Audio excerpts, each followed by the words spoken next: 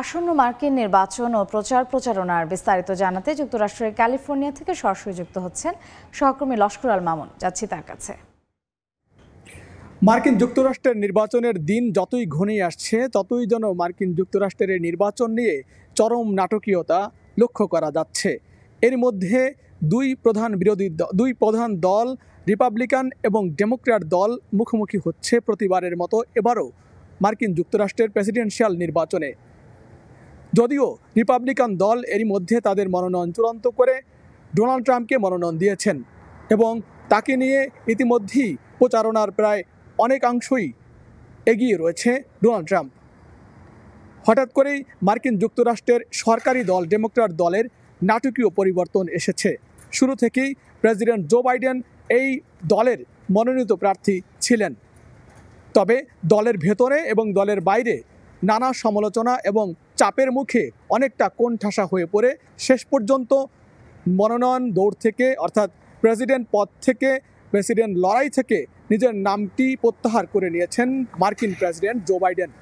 প্রত্যাহার করে নিয়ে তিনি তার জায়গায় নতুন নাম হিসেবে তারই ভাইস প্রেসিডেন্ট কামালা হ্যারিসের নাম প্রস্তাব করেছেন। যখন এই প্রস্তাব তিনি করলেন এবং যখন তিনি সরে দাঁড়ালেন, তখন মার্কিন যুক্তরাষ্ট্রের নির্বাচন সময় প্রায় ঘনিয়ে এসেছে। অর্থাৎ এখন থেকে হিসেব মতে আর মাত্র 105 দিন পরে অর্থাৎ চলতি বছরের নভেম্বরের 5 তারিখে মার্কিন যুক্তরাষ্ট্রের নির্বাচনের ভোট গ্রহণ অনুষ্ঠিত হবে। এদিক বিবেচনায় মার্কিন যুক্তরাষ্ট্রের সরকারি দল ডেমোক্র্যাট দলের জন্য এই মনোনয়ন ঘোষণা অনেকটাই যেন জটিল প্রক্রিয়ার মধ্য দিয়ে যাচ্ছে। তবে এরই মধ্যে মার্কিন যুক্তরাষ্ট্রের ভাইস প্রেসিডেন্ট কামালা হ্যারিস অর্থাৎ বাইডেনের সমর্থিত প্রার্থী কামালা হ্যারিসই যে মনোনয়ন পাচ্ছেন তার অনেকটাই আজকে সুস্পষ্ট ব্যাখ্যা লক্ষ্য করা গেছে।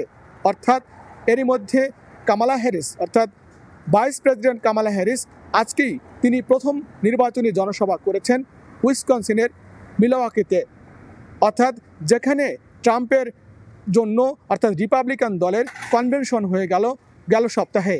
অর্থাৎ গেল সপ্তাহে ডোনাল্ড ট্রাম্প যে মনোনয়ন পেয়েছেন অর্থাৎ রিপাবলিকান দলের কনভেনশন শেষে ডোনাল্ড ট্রাম্পকে মনোনয়ন দেওয়া হয়েছে।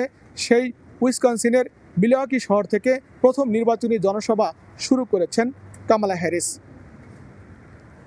জনসভার বক্তৃতায় সমর্থকদের উদ্দেশ্যে তিনি বলেছেন যে মনোনয়ন পাওয়ার জন্য যতগুলো ডেলিগেটদের সমর্থন পাওয়া দরকার তা তিনি পেয়েছেন এবং তিনি ট্রাম্পকে হারিয়ে ডেমোক্র্যাট দলকে বিজয়ী করবেন এমন আশ্বস্তও তিনি করেছেন। অর্থাৎ সমর্থকদের উদ্দেশ্যে তিনি বলেছেন ট্রাম্প গণতন্ত্রের জন্য একজন হুমকি স্বরূপ এবং ট্রাম্পকে মোকাবেলা করতে হলে ঐক্যবদ্ধভাবে তাকে মোকাবেলা করতে হবে এবং তিনি বিশ্বাস করেন যদিও হাতে সময় কম তারপরও ঐক্যবদ্ধভাবে লড়াই করলে ডেমোক্র্যাট দল বিজয়ী হবে এবং তিনি ট্রাম্পকে হারাতে পারবেন এই আশাবাদও ব্যক্ত করেছেন কামালা হ্যারিস। কামালা হ্যারিস যুক্তরাষ্ট্রের জনবহুল একটি অঙ্গরাজ্য অর্থাৎ গোল্ডেন স্টেট খ্যাত ক্যালিফোর্নিয়ার সিনেটর এবং অ্যাটর্নি ছিলেন। এই অঙ্গরাজ্য থেকে অর্থাৎ এই ক্যালিফোর্নিয়া অঙ্গরাজ্য থেকে তিনি সিনেটর নির্বাচিত হয়ে পার্লামেন্টে ভূমিকা রেখেছেন। 2020 সালে প্রেসিডেন্ট জো বাইডেন নির্বাচিত হওয়ার আগেই তাকে রানিং মেট হিসেবে তার নাম প্রস্তাব করেন এবং নির্বাচিত হওয়ার ফলে তিনি প্রথম একজন ভারতীয় বংশোদ্ভূত আমেরিকান হিসেবে নারী হিসেবে ভাইস প্রেসিডেন্ট নির্বাচিত হয়ে ইতিহাস গড়েন। এবার সেই কামালা হ্যারিস তার রাজনীতির ভাগ্যাকাশে নতুন এক সূর্য উদিত হচ্ছে, অর্থাৎ তিনি পেতে যাচ্ছেন ডেমোক্র্যাট দলের মনোনয়ন।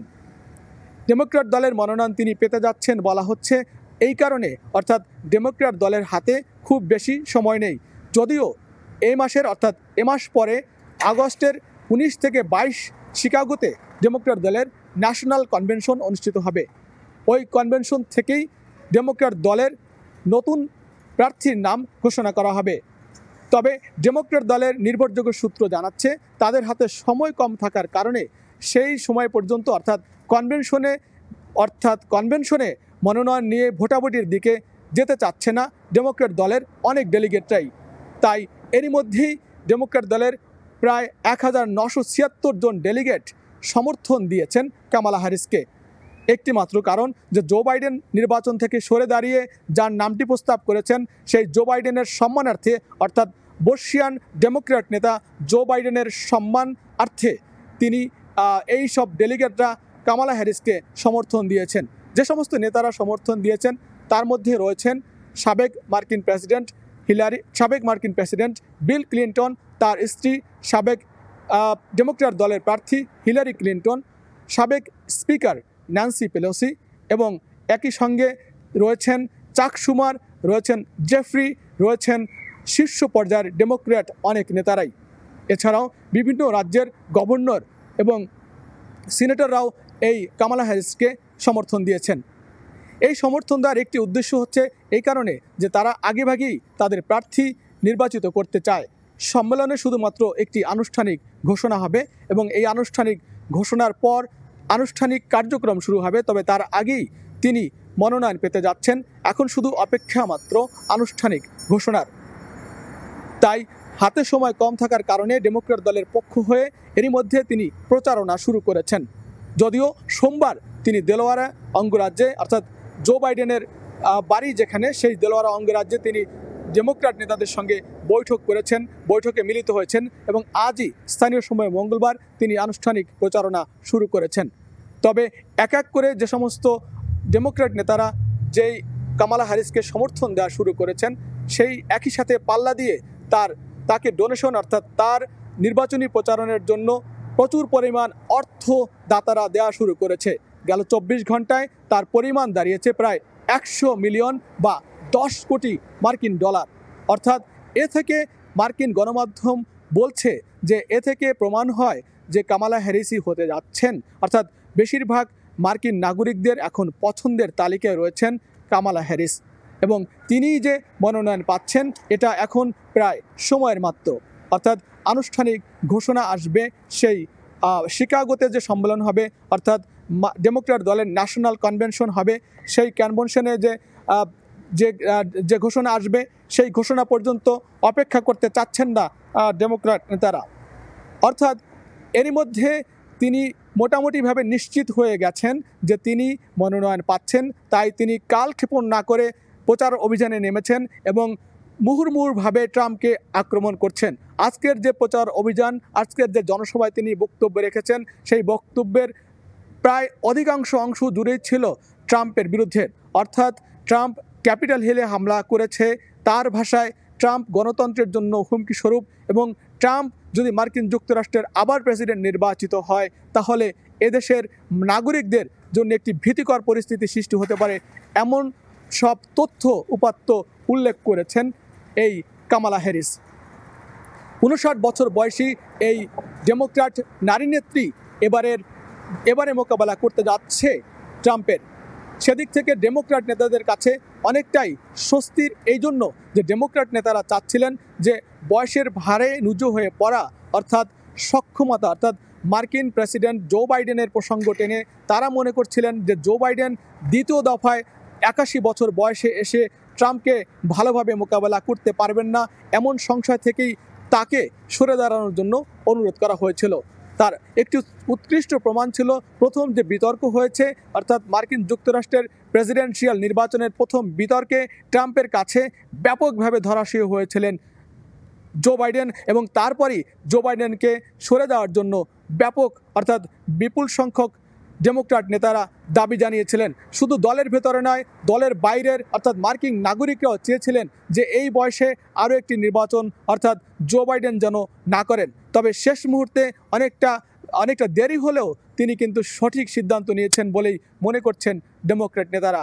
এখন মার্কিন জনগণ ভাবতে শুরু করেছে নতুন করে, ডেমোক্র্যাট নেতারা ভাবতে শুরু করেছে নতুন করে, তারা তাদের নতুন প্রার্থী পেতে যাচ্ছে এবং নতুন প্রার্থীর এরই মধ্যে এগিয়ে রয়েছে কামালা হ্যারিস। তিনি এরই মধ্যে ঘোষণা করেছেন যে মনোনয়ন পাওয়ার জন্য যে সমস্ত ডেলিগেট দরকার তা তিনি পেয়েছেন, অর্থাৎ আনুষ্ঠানিক ঘোষণা মাত্র অপেক্ষা। তাহলে তিনি হচ্ছেন আগামী 2000 অর্থাৎ চলতি বছর 2024 সালের 5 নভেম্বর মার্কিন যুক্তরাষ্ট্রের যে প্রেসিডেন্সিয়াল নির্বাচন হবে সেই নির্বাচনে ডেমোক্র্যাট দলের মনোনীত প্রার্থী হিসেবে কামালা হ্যারিসই লড়বেন ট্রাম্পের বিরুদ্ধে এবং তিনি আশাবাদ ব্যক্ত করেছেন আজকের জনসভায় তার বক্তব্যে তিনি আশাবাদ ব্যক্ত করেছেন যে তিনি ট্রাম্পকে হারিয়ে তিনি বিজয়ী হবেন এবং ডেমোক্র্যাট দলকে বিজয়ী করবেন এবং তিনি প্রেসিডেন্ট হবেন এবং এই দেশের গণতন্ত্রের জন্য তিনি লড়াই করবেন এমনটাই আশাবাদ তিনি ব্যক্ত করেছেন। তার সেই আশাবাদকে অর্থাৎ তার এই বক্তব্যকে আশার আলো হিসেবে দেখছেন ডেমোক্র্যাট নেতারাও। তবে সব কিছু এখানেই নয়, সিদ্ধান্ত হবে মার্কিন যুক্তরাষ্ট্রের সরকারি দল অর্থাৎ ডেমোক্র্যাট দলের ন্যাশনাল কনভেনশন 19 থেকে 22 আগস্ট মার্কিন যুক্তরাষ্ট্রের শিকাগোতে অনুষ্ঠিত হবে, সেখানেই চূড়ান্তভাবে ঘোষণা করা হবে। তবে নাটকীয়ভাবে খুব বড় ধরনের পরিবর্তন না হলে কামালা হ্যারিস পাচ্ছেন ডেমোক্র্যাট দলের মনোনয়ন, এমনটাই কিন্তু মোটামুটিভাবে স্পষ্ট করে বলা যাচ্ছে মার্কিন গণমাধ্যমের খবরের বরাত দিয়ে। তো এই ছিল মার্কিন যুক্তরাষ্ট্র থেকে ডেমোক্র্যাট দলের প্রেসিডেন্ট পদের মনোনয়ন প্রার্থী হিসেবে কামালা হ্যারিস পাচ্ছেন মনোনয়ন এবং তার প্রচার অভিযানের প্রথম জনসভার আমার কাছে থাকা সবশেষ। আসন্ন মার্কিন নির্বাচন ও নির্বাচনের প্রচারণার বিস্তারিত জানতে সরাসরি যুক্ত ছিলাম যুক্তরাষ্ট্রের ক্যালিফোর্নিয়ায়।